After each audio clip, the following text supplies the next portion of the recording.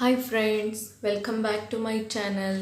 ಇವತ್ತು ನಾನು shoulder to waist down blouse 36 size blouse marking ಹೇಳ್ಕೊಡ್ತಾ ಇದೆ.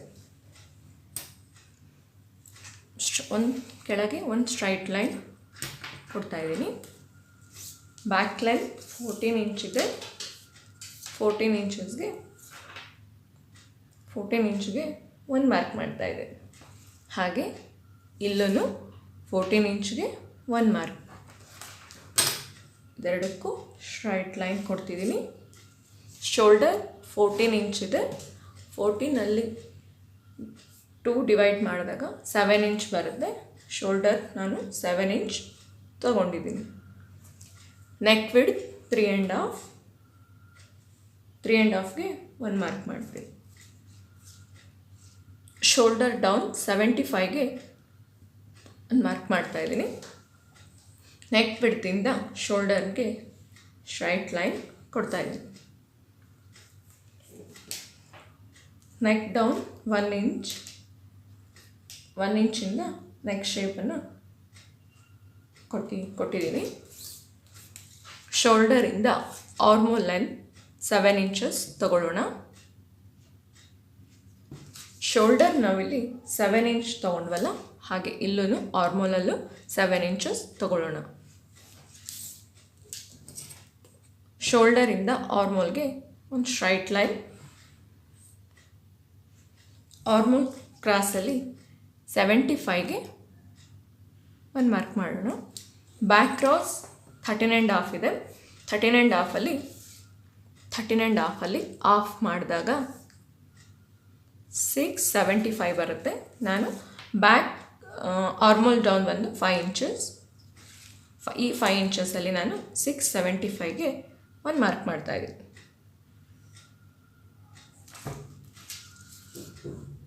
675ಗೆ ಒಂದು ಮಾರ್ಕ್ ಮಾಡ್ತಾ ಇದ್ದೀನಿ. ಈ ಆರ್ಮೋಲ್ನ ನಿಧಾನಕ್ಕೆ ಆರ್ಮೋಲ್ ಶೇಪ್ನ ಹೇಗೆ ಕೊಟ್ಟಿದ್ದೀನಿ. ಆರ್ಮೋಲ್ ರೌಂಡ್ ಬಂದು ಫಸ್ಟ್ಗೆ ಅಪ್ಪರ್ ಚೆಸ್ಟ್ ನೋಡೋಣ. ಅಪ್ಪರ್ ಚೆಸ್ಟ್ 34 ಇದೆ. 34ಅಲ್ಲಿ 4 ಡಿವೈಡ್ ಮಾಡಿದಾಗ 8.5 ಬರುತ್ತೆ. 8.5 ಒಂದು ಮಾರ್ಕ್ ಮಾಡ್ತೀನಿ. ಆರ್ಮೋಲ್ ರೌಂಡ್ 15 ಇಂಚಸ್ ಇದೆ. ಪ್ಲಸ್ 1 ಇಂಚ್ ಲೂಸಿಂಗ್ ಆ್ಯಡ್ ಮಾಡಿದ್ದೀನಿ. ಟೋಟಲ್ 16. 16ಅಲ್ಲಿ 2 ಡಿವೈಡ್ ಮಾಡಿದಾಗ 8 ಇಂಚ್ ಬರುತ್ತೆ. ಆರ್ಮೋಲ್ 8 ಇಂಚ್ ಬಂದಿದೆಯಂತ ನಾನೀಗ ಚೆಕ್ ಮಾಡ್ತಾ ಇದ್ದೀನಿ. 8 ಇಂಚ್ ಬಂದಿದೆ. ಆರ್ಮೋಲ್ ರೌಂಡ್ 8 ಇಂಚಸ್ ಇದೆ. ಹಾಗೆ ಈ ಮಾರ್ಕಿಂದ ನಾನು ಸ್ಟ್ರೈಟ್ ಲೈನ್ ಕೊಡ್ತಾ ಇದ್ದೀನಿ. ಹೀಗೆ ಶೋಲ್ಡರಿಂದ ನಾನು ಶೋಲ್ಡರ್ ಆಫ್ ಮಾಡ್ತಾ ಇದ್ದೀನಿ. ಶೋಲ್ಡರ್ ಆಫ್ಗೆ ಒಂದು ಮಾರ್ಕ್ ಮಾಡಿದ್ದೀನಿ. ಈ ಶೋಲ್ಡರಿಂದ ಬ್ಯಾಕ್ಗೆ ಚೆಕ್ ಮಾಡ್ತಾ ಇದ್ದೀನಿ. ಇಲ್ಲಿಂದ 9.5 ಇಂಚ್ಗೆ ಒಂದು ಮಾರ್ಕ್ ಮಾಡ್ತೀನಿ. ಹಾಗೆ ಬ್ಯಾಕ್ ಡಾಟ್ ನಾನು 4 ಇಂಚಲ್ಲಿ ಒಂದು ಮಾರ್ಕ್ ಮಾಡಿದ್ದೀನಿ. ಇಲ್ಲಿಂದ ಸ್ಟ್ರೈಟ್ ಲೈನ್ 1 ಇಂಚ್ ತೊಗೊತಾ ಇದ್ದೀನಿ. ಈ ಕಡೆ 1/2 ಇಂಚ್, ಈ ಕಡೆ 1/2 ಇಂಚ್. ಬ್ಯಾಕ್ ಡಾಟ್ಗೆ ಸ್ಟ್ರೈಟ್ ಲೈನ್ ಕೊಡ್ತಾ ಇದ್ದೀನಿ. ವೇಸ್ಟ್ 30 ಇದೆ. 30ಅಲ್ಲಿ 4 ಡಿವೈಡ್ ಮಾಡಿದಾಗ 7.5 ಬರುತ್ತೆ. 7.5 ನಾನಿಲ್ಲಿ ಚೆಕ್ ಮಾಡ್ತಾಯಿದ್ದೆ. ಇಲ್ಲಿಂದ 4 ಇಂಚ್ ಬಂದಿದೆ. ಆ 4 ಇಂಚ್ನ ಈ 1 ಇಂಚ್ ಮೈನಸ್ ಮಾಡಿದ್ದೀವಲ್ಲ, ಇಲ್ಲಿಂದ 7.5ಗೆ ಸರಿ ಇದೆ.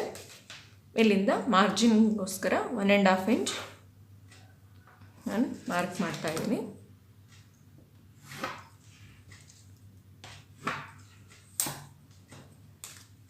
ಓಕೆ, ಹಾಗೆ ಇಲ್ಲಿ 25ಗೆ ಮಾರ್ಕ್ ಮಾಡಿ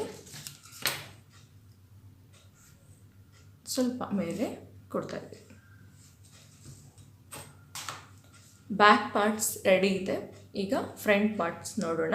ಹಾಗೆ ಇದು ಬ್ಯಾಕ್ ಕ್ಲೋಸ್ ಇದೆ. ಕ್ಲೋಸ್ ಇರೋದ್ರಿಂದ ಕ್ಲಾತ್ನ ಮಾರ್ಕಿಂಗ್ ಸೈಡ್ ಇಟ್ಟಿದ್ದೀನಿ. ಓಪನ್ ಸೈಡ್ ಈ ಕಡೆ ಇದೆ.